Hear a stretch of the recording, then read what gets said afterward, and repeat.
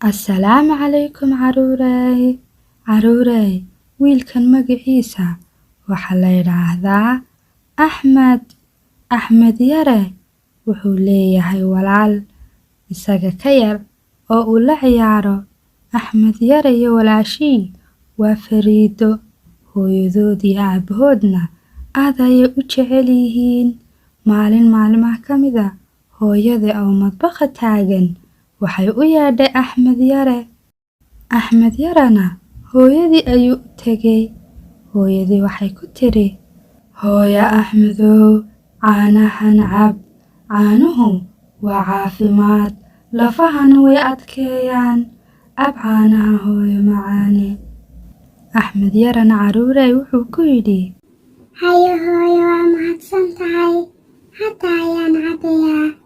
caruurey, Axmed yare hooyadii waxay aragtay inaanu Axmed kaba gashanayn, dacaskii guriga lagu joogay inaanu xidhnayn. Waxaanay ku tiri caruurey, hooyo Axmed maxaa ku cagacadeeyey? Haddii halkan hadda biyo yar yaalaan waad ku siibanaysaa, ama haddii qof wax ka dhaceen quraarad ah oo ay meesha ku jabtay, lugta ayay kaa mudaysaa. Kaba la'aantu ma fiicno hooyo, mar walba waa inaad kabahaaga gashataa. caruurey, Axmed yarena hooyadii wuxuu ku yidhi, hayo hooyo macaan, waan gashanayaa.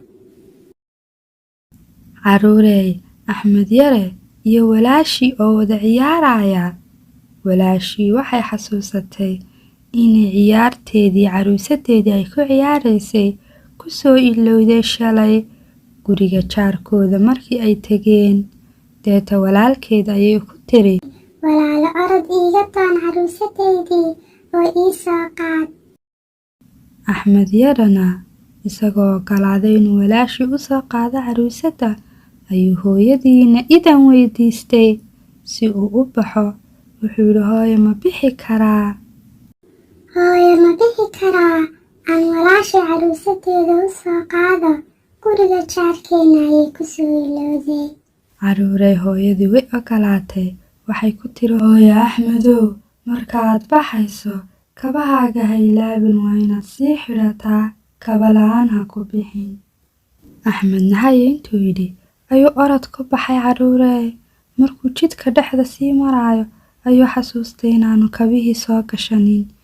Niyadda ayuu iska yidhi, dhib ma laha, mar kalaad gashan kabaha, hadda caruusadda doon. caruurey, wuu iska baxay Axmed yare. Markii uu jidka sii socday, caruurey, meesha waxa yaalay salada xashiishka, waxaana dusha ka saarneyd bisad. bisadii markay saladii xashiishka cunto ka raadsanaysay, quraarad ayaa ka soo dhacday. quraaradii oo dhulka ku dhacday kuna kala jabtay. Axmed yarena wuu soo laabtay isagoo sidii u ordaaya, dhulkiina iskamuu eegin, ila waa qof ordaaye. quraaradii ayuu ku istaagay, lugtii ayay ka mudday, wuu fadhiistay, wuu qayliyey, hooyooy caawi isaga oo leh. caruurey, hooyadiina way naxday, degdeg ayay u soo baxday iyadoo isle maxaa ku dhacay Axmed yare. caruurey, markii hooyadii aragtay in Axmed yare lugta quraarad ka mudday way yaabtay. waxaanay ku tiri, hooyo Axmed, soodigii ballaniga qaaday maaha, soodigii guuli waan xidhanayaa kabaha. markaad sii baxaysayna sawtaan kula sii hadlay aan ku yidhi sii xidho kabahaaga, eed igu tiri haye. maxaad ii maqli weyday hooyo? dhibaatadan waxaa kuu keenay hadda wax maqli la'aantaada, may maqashid hooyo?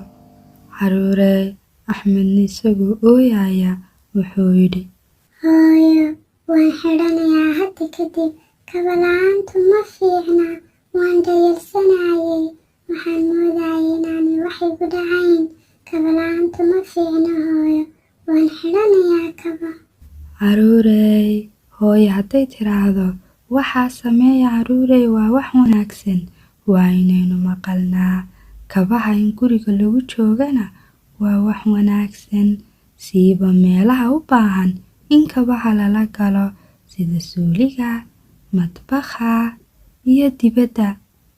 caruurey, kaba la'aan haddaan ku baxno waxaa yaala quraarado iyo qodxaan iyo dhagaxaan mudaysa dadka. Marka waa inaan maqalnaa carruurey hooyo iyo aabbo waxa wanaagsan ee ay noo sheegayaan. Waa inoo iyo kulan dambe insha Allah. Salaamu calaykum carruurey.